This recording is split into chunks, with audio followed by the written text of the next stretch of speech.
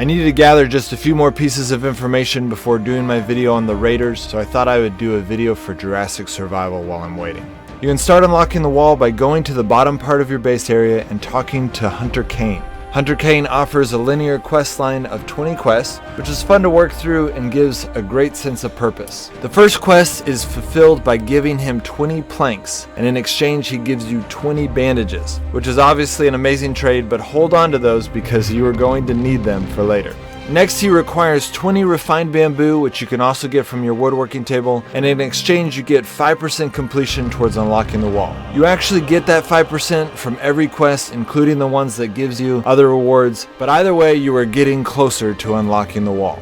In the third quest, Kane asks you to kill 30 ornitholeths. The best place to find these are in the green zone or in a car crash event, but you have a 50% chance of getting the wrong species. After that quest, you need to give him 20 iron bars. If you don't know how to get lots of iron quickly, check out my Last Day on Earth video on how to get iron. You get iron in Jurassic Survival the exact same way. Next, you need to kill 30 velociraptors. The best place to find them is in the yellow zone and in the car wreck event, but again, you have a 50% chance of getting the wrong species. After that, you need 20 bolts. You can find lots of bolts pretty much everywhere, but my favorite place to find bolts is in the green zone. Next, Kane asks for 20 light bulbs, and then in the next quest, he's going to ask for 20 batteries. This is where Jurassic Survival is a little bit pay to win. You could spend several days, maybe even weeks, farming 20 light bulbs and 20 batteries. Or you could just pay 15 bucks for a set of these crates and you will likely get 20 of each. I went ahead and did this because my subscriber Lots of Fun gave me a $25 gift card that he won and couldn't use, which was incredibly generous of him.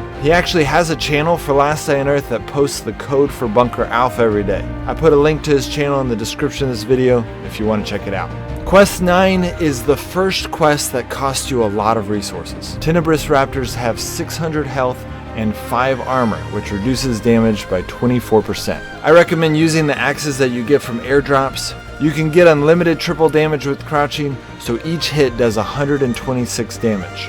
If you don't know how to get 3 airdrops every day, make sure to watch my Last Day on Earth video on how to do it. It's pretty much the exact same way in Jurassic Survival.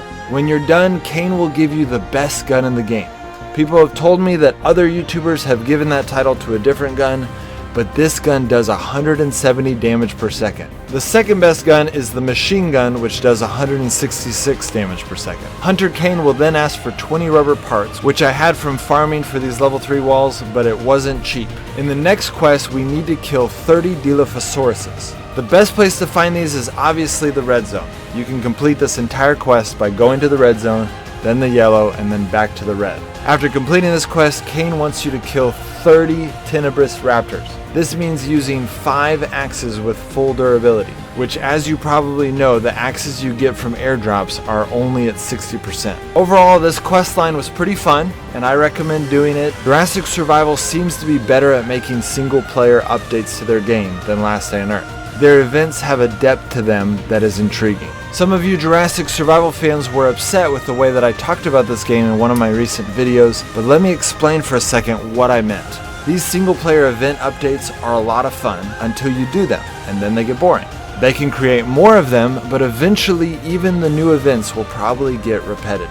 However, the beauty of multiplayer is that you add the diversity and challenge of player versus player. This means that they can still make new events and updates, but even the old events won't get old nearly as fast because of the depth and richness of having new teammates and new enemies each time you play. My theory is that whichever game comes out with multiplayer first will so strongly overshadow the other one that the two games won't really be compared to each other anymore. Kafir has said that most of their dev team is working on getting multiplayer set up, and Mishka Production has not said that. So I'm not trying to hate on Jurassic Survival, but that is the reason that I think Last Day on Earth will go further in the long run and why I put more of my time into it. Well, that's it guys. Hope that helps. I'll see you next time.